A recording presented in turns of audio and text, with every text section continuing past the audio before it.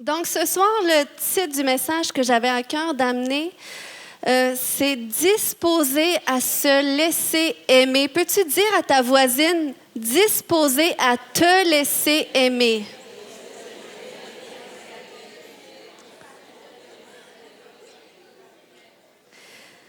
Donc, ce soir, en lien avec le titre de mon message, je vais parler en fait d'identité, simplement parce que l'identité, je crois que c'est un sujet qui est très important en tant qu'enfant de Dieu. Puis, c'est un sujet qui a suscité beaucoup de questionnements dans ma vie personnelle à travers mon parcours. Cette fameuse question « Qui suis-je » ? Est-ce que d'autres se sont déjà posé cette question? Peut-être vous êtes là et vous le demandez encore. Et je crois que c'est tout un cheminement aussi.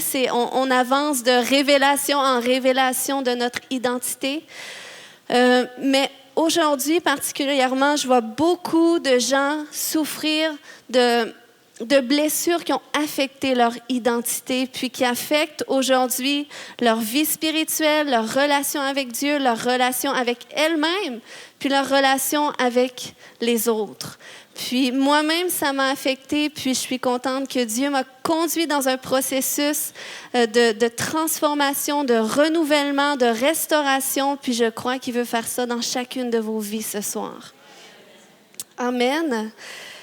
Donc, je crois que le point de départ pour une identité renouvelée, c'est l'expérience avec l'amour de Dieu.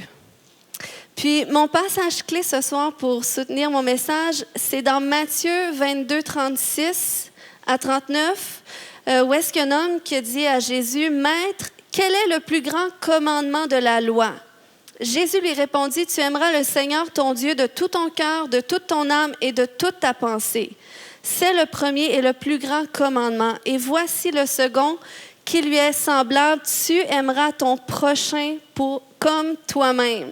Donc, ici, dans ce passage, ça nous parle d'aimer, mais on ne peut pas donner qu'est-ce qu'on n'a pas d'abord reçu. Donc, c'est pour ça que je vais parler de disposer à se laisser aimer. Mais juste avant d'aller plus loin, j'aimerais prier. Je vais donner toute la place à Jésus ce soir, au Saint-Esprit. Est-ce qu'on peut mettre la main sur notre cœur en priant ce soir? Alléluia. Seigneur, merci que tu es ici ce soir.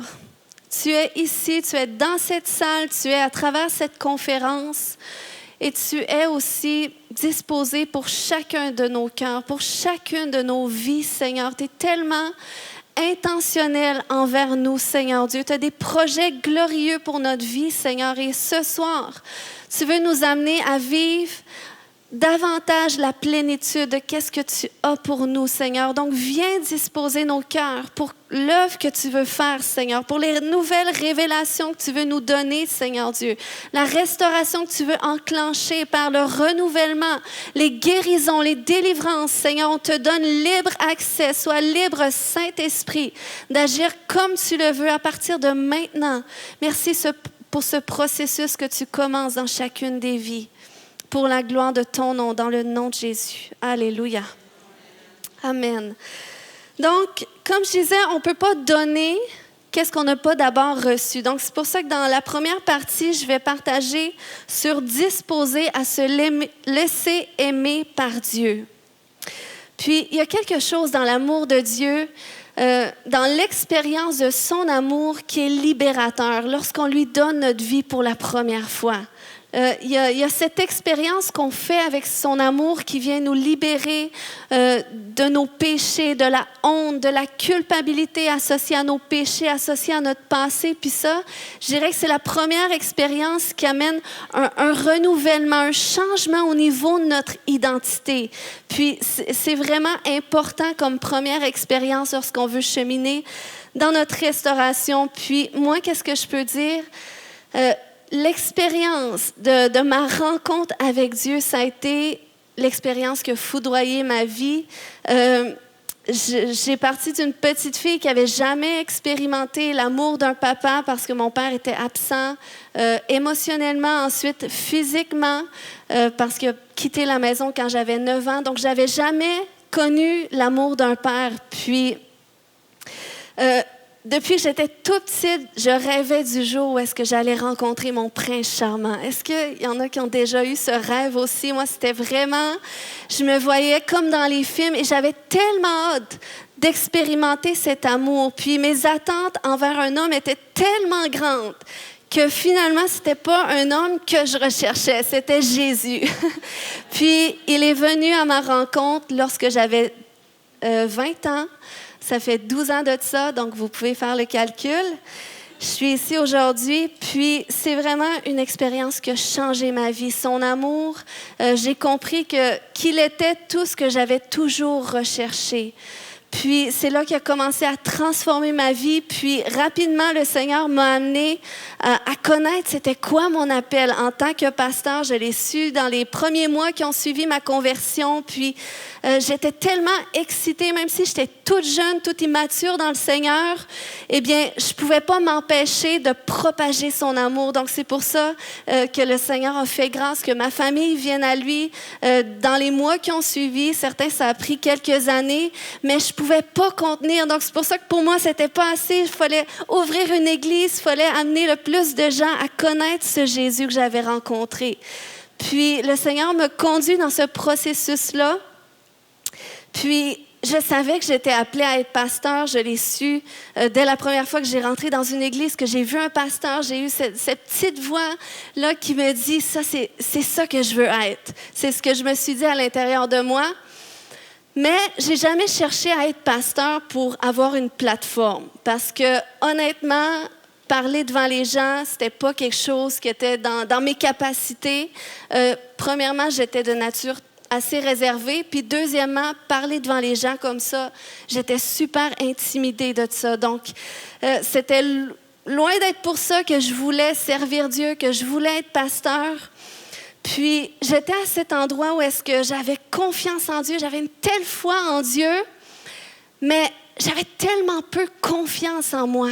J'avais tellement d'estime pour Dieu, mais j'avais très peu d'estime pour moi. Donc, c'est comme Dieu était tout et moi, je n'étais rien. Donc, tu sais, ce fameux verset qui dit « Il faut qu'il croisse et que je diminue », eh bien, moi, je me sentais très, très diminuée. Donc, ce n'était pas difficile pour moi de dire « Il faut que tu croisses et que je diminue ». Donc, j'étais à cet endroit-là où est-ce que j'avais un combat à l'intérieur de moi, où est-ce que je savais à quoi j'étais appelée. Je voulais servir Dieu de tout mon cœur, mais j'avais ces pensées-là qui me disaient « t'as pas ce qu'il faut ». Le Seigneur, il doit envoyer quelqu'un d'autre à ta place, parce que je voyais les autres autour de moi qui me semblent qu'ils avaient don plus que qu'est-ce que moi j'avais. Donc, c'est là que le Seigneur...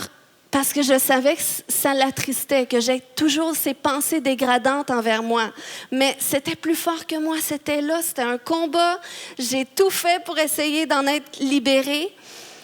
Puis, c'est là que le Seigneur, à un moment donné, m'a conduit dans ce processus de transformation, de restauration. Il m'a amené à prendre conscience que j'avais des blessures qui étaient là en moi, qui faisaient en sorte qu'il y avait des esprits démoniaques à l'intérieur de moi, qui me faisaient croire toutes sortes de mensonges pour m'empêcher de rentrer dans ce que Dieu a pour moi. Donc, c'est là que le Seigneur m'a amené à ce processus où est-ce que j'ai dû apprendre à m'aimer. J'ai dû apprendre à m'accepter tel que je suis. J'ai dû apprendre à ne pas voir toujours mes défauts, qu'est-ce que Dieu aurait dû changer, mais accepter comme je suis et voir la valeur que Dieu m'a attribuée. Je n'avais pas de misère à me voir à travers le regard de Dieu, de dire « je sais que Dieu m'aime », j'étais convaincue. Mais de dire que je m'aime à travers le regard des autres, ça, c'était plus difficile. Donc, c'est là que je rentre dans cette deuxième partie, disposée à se laisser aimer par soi. Donc, vous savez, le Seigneur, lorsqu'il vient nous amener à faire l'expérience de son amour, c'est lui-même qui vient répandre son amour dans nos cœurs par le Saint-Esprit. Puis, avec cet amour-là qu'il nous donne, c'est avec cet amour-là qu'on peut s'aimer. Donc, ce n'est pas notre propre amour humain. Notre propre amour humain n'est pas suffisant, je crois. Donc, c'est le Seigneur qui vient répandre son amour dans nos cœurs avec lequel on peut s'aimer. Puis, c'est important de s'aimer. Pourquoi? Parce que le deuxième commandement, je l'ai dit tout à l'heure, c'est d'aimer notre prochain comme soi-même. Donc, on va aimer notre prochain à la mesure de la façon qu'on s'aime soi. Donc, là où est-ce que l'amour de Dieu n'est pas complet en nous, il n'est pas parfait, il n'a pas atteint sa pleine maturité, mais ça va avoir un effet sur notre façon d'aimer les autres, nos rapports avec les autres. Puis, lorsqu'on est insécure dans notre identité, eh bien, on a du mal à aimer parfaitement, à aimer avec authenticité. Puis, il y a ce verset qui dit dans 1 Jean 4, 18, dans la version « Parole vivante », « Dans un véritable amour, il n'y a pas de place pour la crainte, car l'amour vrai chasse toute trace de crainte. En effet, la crainte suppose l'idée d'une culpabilité et la perspective d'un châtiment. Celui qui vit dans la peur du jugement montre par là que l'amour n'a pas encore atteint en lui son parfait développement. » Il y a d'autres versions qui disent « sa pleine maturité ». Donc, ce qui veut dire que lorsque tu as de la crainte en toi, puis c'est normal dans notre humanité d'avoir des insécurités, mais lorsque c'est des insécurités qui sont issues de blessures qui ne sont pas traitées, ça fait que oui, tu vas peut-être être capable d'aimer, mais tu vas aimer avec un cœur endurci. Puis qu'est-ce qui vient endurcir les insécurités? C'est le contrôle. Puis je suis certaine qu'il n'y a aucune femme qui lutte avec le contrôle ici, mais ailleurs, j'en ai vu. Puis, lorsque tu es insécure dans ton identité, eh bien, tu vas être à cet endroit où est-ce que tu vas avoir tendance, d'une façon directe ou indirecte, à contrôler tes rapports avec les autres, contrôler tes réactions, contrôler tes relations. Peut-être si c'est des gens qui sont dans une relation plus distante avec toi, tu vas être à cet endroit où est-ce que tu es capable de donner une belle façade, de plaire aux gens d'une certaine limite. Mais quand les gens sont proches de toi, tu peux être à cet endroit où est-ce que tu essaies de contrôler comment est-ce qu'ils devraient réagir envers toi. Et ça, c'est parce que, justement, ton cœur est endurci parce qu'il y a des blessures qui sont là. Puis, vu qu'on ne parvient pas à contrôler comment les gens devraient réagir avec nous, bien, ça suscite encore plus d'insécurité, ça suscite des frustrations, puis finalement, ça ne porte pas le fruit qu'on voudrait. Puis, je vais vous donner un exemple avec l'amour au sein d'un couple.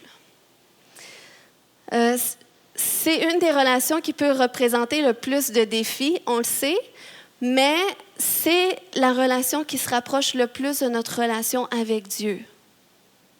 Puis, nos relations envers les autres en général sont un reflet aussi de notre relation avec Dieu. Parce que ce passage-là qui dit, dans 1 Jean 4, 20, si quelqu'un dit « J'aime Dieu » et qu'il haïsse son frère, c'est un menteur, car celui qui n'aime pas son frère qu'il voit, comment peut-il aimer Dieu qu'il ne voit pas? Donc, si tu agis envers ton prochain avec ce cœur endurci, mais c'est parce que même dans ta relation avec Dieu, il y a ces endroits où est-ce que Dieu n'est pas venu encore pénétrer puis amener la transformation nécessaire. Donc, c'est pour ça que tout commence avec nous, entre nous et Dieu, l'expérience de son amour. Puis, il y a principalement 3 types d'amour qu'on parle dans le grec. Il y a l'amour agapao, il y a certaines versions qui disent agapé. Puis ça, c'est l'amour inconditionnel qui donne sans rien attendre en retour, qui est prêt au sacrifice de soi pour le bien de l'autre. Puis c'est l'amour par lequel le Seigneur Jésus nous a sauvés, qu'on a été rachetés, pardonnés, quelles que soient nos fautes et nos péchés. Donc ça, c'est l'amour agapao. Ensuite, il y a l'amour éros. Et ça, c'est l'amour entre un homme et une femme, ce désir d'intimité sexuelle dans un couple marié. Donc ça, c'est l'amour éros. Ensuite, il y a l'amour philéo. Et ça, c'est un amour partagé qui reçoit et qui donne. C'est le type d'amour qu'il y a entre les amitiés. Puis, c'est un amour qui est basé sur des sentiments réciproques, sur une estime qui est mutuelle, qui est partagée. Donc, c'est un amour qui est vraiment authentique. Puis, en tant que femme, on peut généralement facilement aimer agapao. Parce que c'est un amour qui ne dépend pas de qu'est-ce qu'on ressent. C'est un amour, c'est un choix d'aimer de cette façon-là. C'est avec cet amour-là qu'on peut aimer nos ennemis. On aime nos ennemis de façon inconditionnelle. Puis ce n'est pas basé sur des sentiments. Ce qui fait qu'on peut aimer de l'amour agapao, puis garder un cœur endurci. Parce qu'on aime avec notre tête, mais pas nécessairement avec notre cœur, parce que nos sentiments ne sont pas impliqués. Et ça, c'est une réalité même au sein du couple. On peut être à cet endroit où est-ce qu'on aime notre chéri de façon inconditionnelle, on prend soin de lui, on fait à manger, on fait la lessive, on fait le ménage, on fait la bonne servante comme Sarah, mais nos sentiments ne sont pas impliqués dans la relation. Donc, il n'y a pas vraiment de connexion cœur à cœur, mais oui, on l'aime, oui, on fait tout ce qu'il faut pour le rendre heureux, mais on n'est pas investi pleinement dans la relation. C'est comme si il y a ce détachement émotionnel. Puis, c'est une des raisons pourquoi il y a beaucoup de couples qui sont en mauvaise santé, même au niveau chrétien. Donc, ce soir, on va voir comment aller défaire tout ça puis traiter ça parce que c'est tellement important. On va mettre ça sur pause, on va aller voir à Jésus. Vous savez que Jésus sur la terre, il a vécu sa relation avec Dieu en tant qu'homme. Même s'il était 100% Dieu, eh bien, il a vécu ses rapports avec Dieu en tant qu'homme sur la terre. Puis, on sait que Jésus vivait dans une communion parfaite avec Dieu. Puis, il y a ce passage-là, entre autres dans Jean 5, 19, 20, où est-ce que Jésus reprit la parole et leur dit, en vérité, je vous le dis, le Fils ne peut rien faire de lui-même. Il ne fait que ce qu'il voit faire au Père. Et tout ce que le Père fait, le Fils le fait pareillement. Car le Père aime le Fils et lui montre tout ce qu'il fait. Et il lui montrera des œuvres plus grandes que celles-ci, afin que vous soyez dans l'étonnement. Donc, qu'est-ce qui est intéressant, c'est que Jésus faisait des œuvres extraordinaires, faisait des miracles, des guérisons, délivrances, tout ça, il manifestait le royaume de Dieu. Puis, il était en train de dire, tout ce que je fais, eh bien, je le fais parce que le Père me le montre. Puis, il est en train de dire, si le Père me le montre, eh bien, c'est parce qu'il m'aime. Puis, vous savez, Dieu n'aimait pas Jésus sur la terre de façon inconditionnelle. Ce n'était pas cet amour agapé qu'il parlait dans ce passage-là, mais c'était l'amour philéo. Donc, parce qu'il y avait cette connexion cœur à cœur avec Dieu, à travers leur relation intime, parce que philéo, c'est un amour qui est réciproque, qui est authentique, qui est partagé dans une connexion mutuelle. Donc, c'est pour ça que c'est intéressant d'approfondir notre relation avec Jésus. Parce que oui, le Seigneur nous sauve par son amour inconditionnel. Mais il y a une profondeur d'amour qui veut nous faire expérimenter cet amour philéo. Cet amour où est-ce qu'on a une complicité, où est-ce qu'il y a une affection qui est partagée. Et ça, c'est seulement possible dans une relation qui est cœur à cœur, qui est authentique, ça se développe dans l'intimité. Et c'est comme ça que Jésus pouvait faire tout ce que le Père lui montrait qu'il faisait. Et c'est comme ça que Jésus pouvait voir. Donc, c'est intéressant, ça nous montre que même nous, si on veut être utilisé de Dieu, eh bien, c'est comme ça qu'on doit développer notre relation avec Jésus. C'est dans cette intimité-là, dans cette profondeur-là qu'on doit aller afin que cet amour-là se développe entre nous. C'est pour ça que Jésus, à un moment donné, a dit que dans les derniers temps, plusieurs viendront à lui pour dire « Seigneur, Seigneur, n'avons-nous pas fait des miracles en ton nom? » Mais Jésus va leur dire « Je ne vous ai jamais connus. » Donc, qu'est-ce qu'il voulait dire là? Il voulait dire, en fait, qu'il n'y avait pas cette connexion-là entre les deux, cette intimité-là qui faisait en sorte qu'eux connaissaient Jésus et Jésus les connaissait. Donc, c'était une connexion qui est partagée et qui se développe seulement dans l'intimité. Puis, lorsque j'étudiais ça, il y a quelque temps, j'ai réalisé que c'est cet amour-là qu'un couple doit vivre, l'amour philéo. C'est pas juste l'amour agapé, pas juste l'amour éros, mais l'amour philéo, à travers cette connexion cœur à cœur. Puis, cet amour-là implique des sentiments partagés. Donc, ça implique qu'on doit baisser nos barrières lorsque tu aimes de cette façon-là, parce que tu aimes dans l'authenticité. Puis c'est vraiment l'amour qu'une femme a besoin de vivre envers son homme. Puis c'est l'amour qu'un homme a besoin de vivre envers sa femme. Je dirais même que c'est cet amour-là qui va activer ou qui va cultiver l'amour éros chez la femme envers son homme. Mais quand il manque cette connexion-là, cœur à cœur, eh bien, c'est certain que ça peut occasionner plus de frigidité. Un homme, en tant que tel, n'a pas de misère à cultiver son amour éros. Mais ça ne change pas qu'il a besoin de cette connexion philéo. Parce que s'il ne la retrouve pas avec la femme, il va la rechercher ailleurs. Dans le sport, dans le travail, dans le péché, dans les divertissements ou même à travers le regard de d'autres femmes, à travers cette attraction-là. Donc, c'est pour ça que nous, en tant que femmes, on doit savoir que la solution, je sais que c'est pas facile de rétablir cette connexion cœur à cœur lorsque l'autre paraît fermé, lorsque l'autre n'a peut-être pas appris à aimer ou à se laisser aimer. Mais si Dieu a été capable avec nous, par l'expérience de son amour envers nous, qu'on a vécu si ça a permis à Dieu que nous-mêmes, on enlève nos barrières face à Dieu et qu'on entre dans cette connexion qui est plus profonde, eh bien, à combien plus forte raison, si on cultive cet amour-là qui est authentique envers notre mari, envers nos enfants, envers les gens qui sont proches de nous, si on est capable d'être authentique, d'être capable d'aimer avec des vrais sentiments, eh bien, c'est comme ça qu'on va être reconnus comme des disciples du Seigneur, à l'amour qu'on va avoir les uns pour les autres.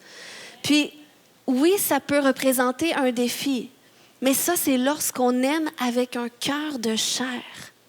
Et c'est là que je vais vous amener ce soir. Comment ne plus aimer avec un cœur de pierre, mais aimer avec un cœur de chair. Parce que c'est l'œuvre que Jésus est venu faire à la croix.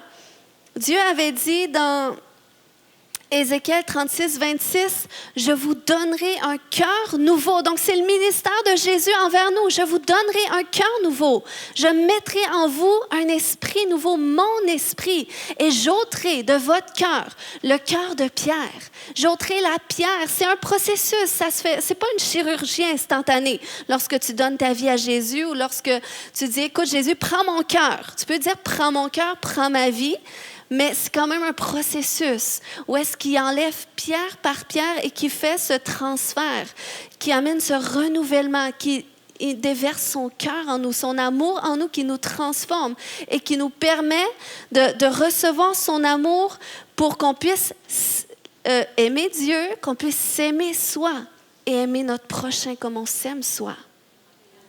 Amen. Donc, c'est vraiment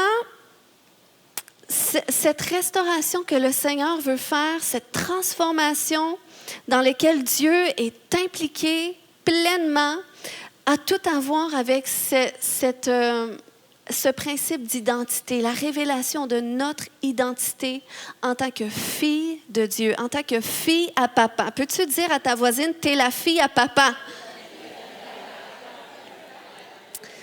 Donc, ça a tout à voir, vous allez voir, avec la révélation de notre identité. Puis, en quelques points ce soir, on va voir comment passer d'une orpheline à la fille du Père. Donc, le premier point, c'est qu'on doit identifier les symptômes. Et là, ça, c'est vraiment pour entamer le processus de guérison intérieure dans notre vie. Si on veut ne plus aimer avec ce cœur de pierre, si on veut désendurcir notre cœur, avoir ce cœur de chair que le Seigneur veut transplanter en nous, eh bien, c'est quelques étapes que je vais vous partager. Puis, dans un premier temps, c'est important d'identifier les symptômes. Puis, ce soir, vous êtes là pour ça. Vous êtes là pour sonder votre cœur avec l'aide du Saint-Esprit pour voir, bien, est-ce que j'ai des symptômes qui peuvent prétendre que j'ai peut-être plus cette mentalité d'orpheline que de fille du Père. Puis lorsqu'on est à cet endroit où est-ce qu'on est orpheline, c'est qu'on n'a pas reçu pleinement l'amour du Père à travers cette révélation de qui on est en lui et qui il est vraiment envers nous. Donc, je vais vous partager une liste de symptômes rapidement. Puis, si vous vous reconnaissez, peut-être juste le prendre en note parce qu'on va prier pour ça tantôt. Donc, si tu es à cet endroit où est-ce que tu vois Dieu comme un maître. Puis tantôt, je vais vous partager le contraire de ça. Donc, identité orpheline, tu vois Dieu comme un maître. Tu es autosuffisante, tu es indépendante. Tu es à cet endroit où est-ce que tu vis une vie centrée sur l'amour de la loi. Tu es insécure, tu manques de paix. Tu fais des efforts pour être célébré, approuvé, accepté. OK, il y a des femmes qui ont de l'air à dire « Oh boy, on dirait qu'elle me décrit. » On continue. Un besoin d'accomplissement personnel en cherchant à impressionner Dieu et les autres. Aucune motivation pour le service. Donc, ça, on parle d'attitude, on parle de comportement, mais tout ça, c'est rattaché à cette identité orpheline. Travail par devoir de gagner la faveur et l'approbation de Dieu. Vous allez voir le contraire tantôt. Ensuite, doit être sainte pour avoir la faveur de Dieu, donc développement d'un sentiment de honte et de culpabilité, se rejette du fait qu'elle se compare aux autres. C'est silencieux, mais c'est correct, prenez des notes. Ensuite, recherche le réconfort dans des sentiments faussés. Penchant divers, comportement compulsif, travail, activité hyper religieuse, identité orpheline, compétition, rivalité et jalousie à l'égard de la réussite et de la position des autres. Ah, ça semble toujours mieux ailleurs. Les autres semblent toujours plus bénis que toi. Dieu semble toujours plus favorable envers les autres. Eh bien, ça vient de ça. Accusation et exposition des erreurs des autres pour paraître bien en les dénigrant, voit l'autorité comme une source de souffrance, elle s'en méfie et son attitude de cœur manque de soumission, manque de soumission envers les serviteurs de Dieu. OK, je crois qu'il manque une partie.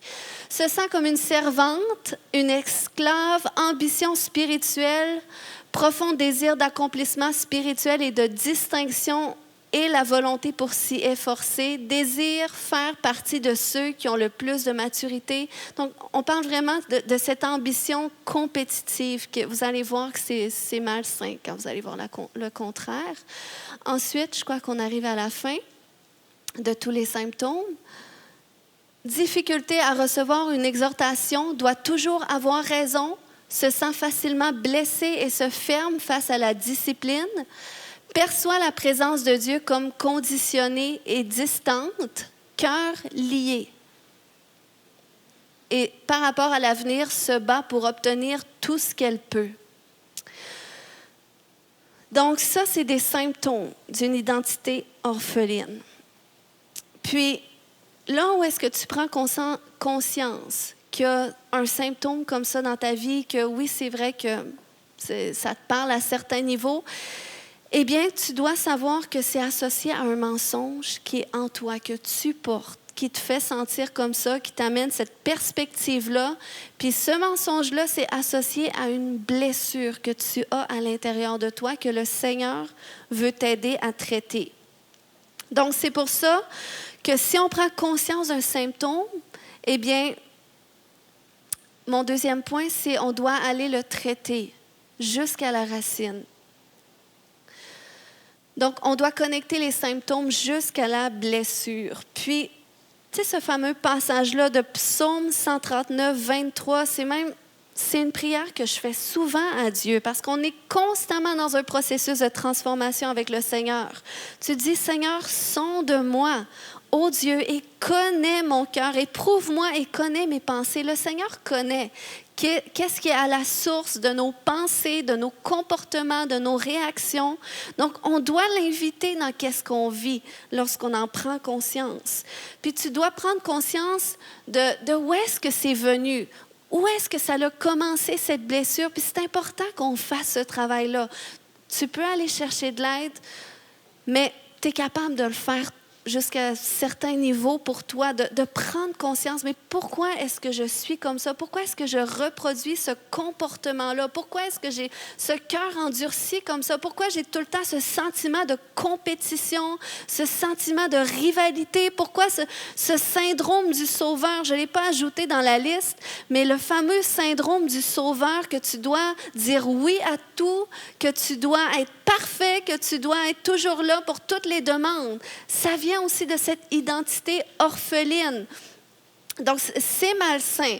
Donc, là, tu dois te questionner, où est-ce que c'est venu? Est-ce que c'est venu depuis ton éducation? Parce qu'il y a beaucoup de choses qui commencent dans le foyer familial, qui commencent à travers l'éducation de papa, de maman, parce que le fondement de notre identité va se faire dans le foyer. Donc, la mère, dans le foyer, elle est là pour établir l'image de soi et le père vient pour confirmer l'identité. Donc, de la façon que la maman agit envers la femme, eh bien, c'est le modèle pour la femme. Ça lui permet de voir comment est-ce qu'une femme devrait se comporter en relation avec elle-même, en relation avec les autres, devant les circonstances. Donc, la mère, c'est beaucoup le modèle de la femme, tandis que le père permet à la femme de savoir qui elle est ou comment est-ce qu'elle devrait se comporter envers les hommes. Puis, ma grosse difficulté, et moi, j'avais pas juste une identité orpheline, j'avais vraiment cet esprit orphelin. Puis, ça partait du fait que je n'ai pas eu de papa qui était là, qui était présent, qui m'a témoigné de l'affection, qui m'a témoigné qui j'étais. Puis moi, c'était ça ma grande question longtemps. Qui est-ce que je suis même dans le ministère? Quand j'ai commencé à servir le Seigneur, je me cherchais encore. Le Seigneur avait amené certaines transformations, mais on dirait que c'était jamais comme complet en moi. J'avais toujours besoin soit d'aller chercher une confirmation, j'étais incertaine, puis je vivais beaucoup d'incertitudes, puis dans mes relations, vu que j'avais vu ma mère s'occuper du foyer seule, eh bien, j'avais eu ce modèle-là de mère qu'on doit être forte. Donc, du mal à laisser la place à l'homme, ou du mal... Peut-être que ça paraissait pas trop, mais ça paraissait plus dans l'indépendance que je pouvais avoir dans mon cœur, ou l'autosuffisance, de dire, tu sais, d'être détachée émotionnellement à certains niveaux. Mais le Seigneur m'a montré que ça partait des blessures dans mon foyer familial qu'il voulait traiter. Puis, c'est ça, lorsque tes parents sont absents, bien ça occasionne des blessures et ça laisse justement entrer que ce soit un esprit orphelin ou des blessures qui vont affecter ton identité, justement, et ton image de soi. Ensuite, à partir des expériences de la vie, parce qu'on est soumis constamment à des circonstances désagréables, à des gens qui vont nous offenser, à des gens qui vont nous décevoir.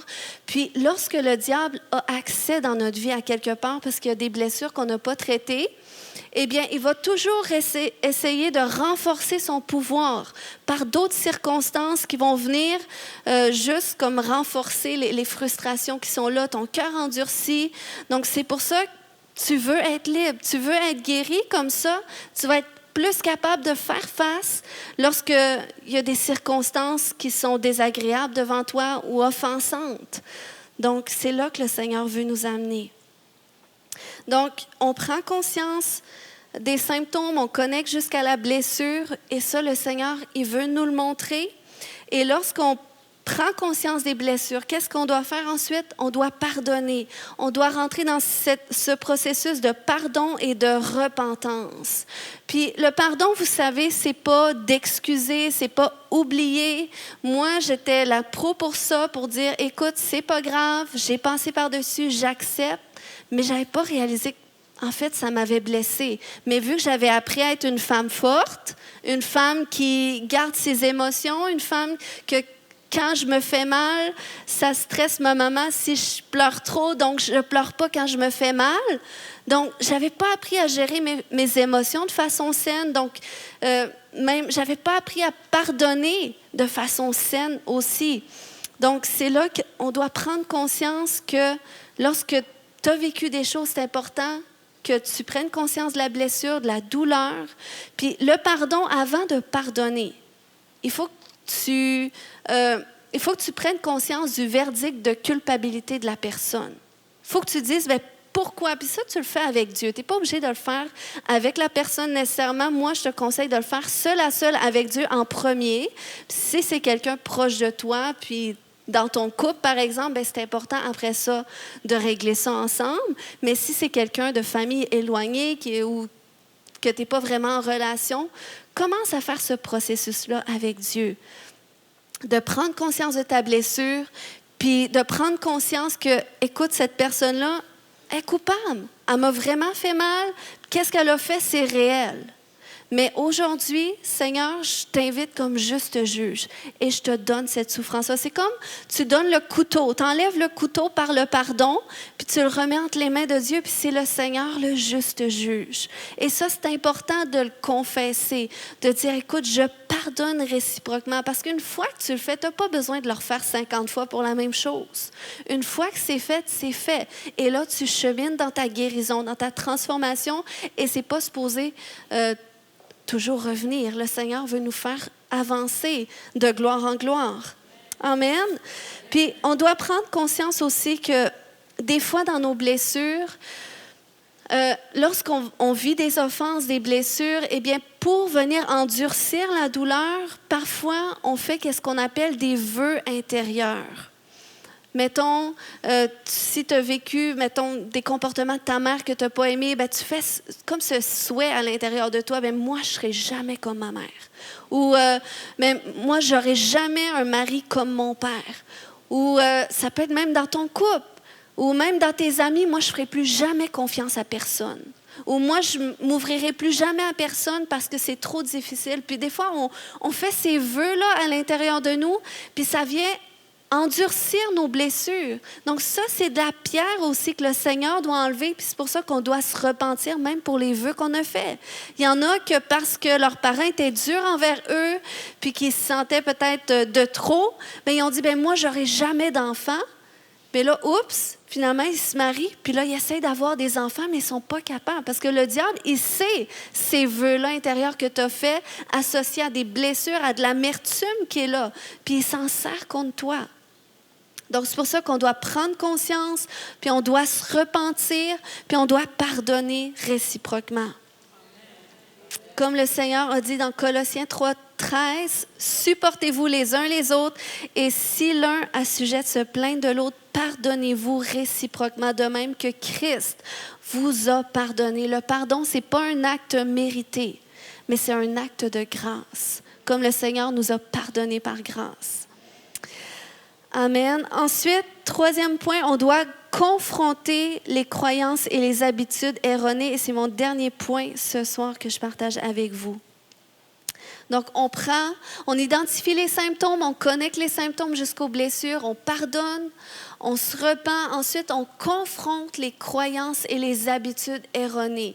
Et tout à l'heure, je vous ai identifié des symptômes, mais là, je vais vous montrer à quoi ça ressemble, cette identité de fille versus une identité orphelin. Donc, au lieu de voir Dieu comme un maître, eh bien, tu le vois comme un père aimant. Et ça, tu vois, ça, c'est quand tu rentres dans ton processus de guérison. Tu reconnais que tu as besoin des autres, au lieu d'être autosuffisant, indépendant. Au lieu d'être centré sur l'amour de la loi, tu es centré sur la loi de l'amour. Ensuite, tu es dans le repos, tu es dans la paix. Et au lieu de faire des efforts pour être célébré, approuvé, eh bien, tu es totalement accepté dans l'amour de Dieu et justifié par sa grâce. Amen. C'est là qu'on veut être. Ensuite, tu es à cet endroit où est-ce que tu sers motivé par la profonde gratitude d'être aimé inconditionnellement et accepté par Dieu. Tu travailles avec plaisir et avec joie. C'est ce que le Seigneur veut pour chacune de nous. Au lieu de devoir être sainte, eh bien, tu veux être sainte. Rien ne doit entraver l'intimité et la relation avec Dieu. Ensuite, tu as une image positive et sûre de toi parce que tu sais que tu as beaucoup de valeur aux yeux de Dieu. Tu recherches des moments de calme et de solitude pour te reposer dans la présence et l'amour de Dieu. Tu as une attitude humble. Tu te sens uni avec les autres et tu es capable de te réjouir de leur succès et de leur bénédiction. L'amour couvre une multitude de fautes au lieu de dire « T'as-tu vu qu'est-ce que telle personne a fait? » ou au lieu de parler des autres. L'amour couvre une multitude de fautes. Ensuite, tu honores l'autorité, tu la respectes et tu considères les serviteurs de Dieu comme des gens qui contribuent au bien de ta vie. Amen. Tu considères l'exhortation comme une bénédiction et un besoin pour couvrir tes fautes et tes faiblesses. Tu perçois la présence de Dieu comme proche et intime et tu as un cœur libre. Qui veut avoir un cœur libre? Qui veut vivre selon cette identité de fille? Ensuite, tu te sens comme une fille et tes ambitions spirituelles, c'est une expérience journalière de l'acceptation et de l'amour inconditionnel du Père. Il est un représentant de cet amour. Tu es un représentant de cet amour pour ta famille et les autres. Et par rapport à ton avenir, tu as ce cœur d'adoption qui libère ton héritage. Amen. Donc ça, c'est comme ça qu'on confronte. Lorsque tu peux identifier les symptômes, eh bien, tu vas voir qu'est-ce que Dieu dit plutôt dans sa parole par rapport à ma perception, par rapport à ma façon d'être ou de me comporter. Et c'est comme ça que le Seigneur, non seulement il va te restaurer parce que tu rentres dans ce processus de guérison, mais à travers sa parole, à travers la vérité de qu'est-ce qu'il pense de toi. C'est comme ça que tu renouvelles ton image de toi. C'est comme ça que ton identité est renouvelée et tu vas être victorieuse. Et c'est comme ça que tu vas recevoir pleinement l'amour du Père. C'est comme ça que cette connexion philéo avec Jésus va grandir. Et de ça va découler cette complicité où est-ce que tu vas voir qu'est-ce que le Seigneur fait dans les circonstances. Tu vas l'entendre plus facilement dans les saisons de ta vie, dans les différents domaines de ta vie. Parce que le Seigneur, il fait quelque chose dans chaque saison de ta vie, dans chaque domaine de ta vie. Et il veut te le montrer. Il veut te le dire, même dans tes études, il fait quelque chose en ce moment à travers le processus dans lequel tu es avec tes enfants, s'ils sont tout jeunes ou s'ils sont plus vieux. Il fait quelque chose présentement, peu importe qu'est-ce que tu vois de tes yeux. Tu veux voir qu'est-ce que le Seigneur, lui, veut te montrer au-delà de tout ça. Et cette connexion-là, eh bien, elle se cultive à travers ton intimité avec lui. Plus que tu enlèves tes barrières, que tu le laisses te transformer, que tu te laisses aimer par lui. C'est dans son amour pour toi qu'il veut te transformer, qu'il veut te restaurer. Amen.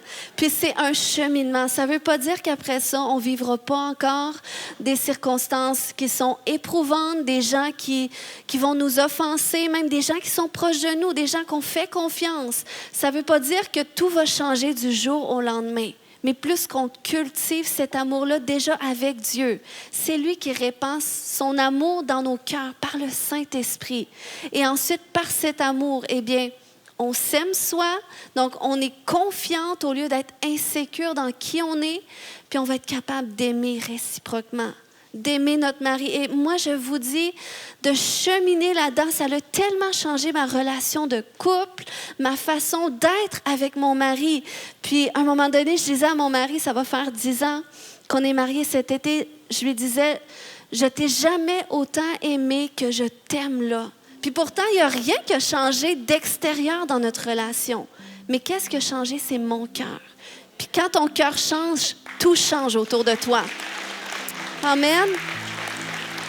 Et ça vaut pour tous nos rapports avec nos enfants, dans notre façon d'éduquer nos enfants, dans nos rapports entre frères et sœurs, dans nos rapports avec l'autorité. Amen. Donc, on va prier ce soir par rapport à tout ça. Alléluia, Seigneur Jésus, je te remercie. Koremaya shata.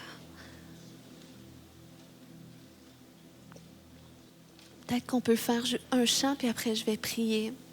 S'il y a des femmes qui veulent se lever debout, s'il y a des femmes même qui veulent s'avancer, si tu as été interpellée, tu sens que le Seigneur veut faire des guérisons en toi ce soir, mais viens recevoir, tu es là pour recevoir pleinement. Tu es là pour ôter tes barrières devant le Seigneur. Alléluia, merci Jésus. Koya shata damarike.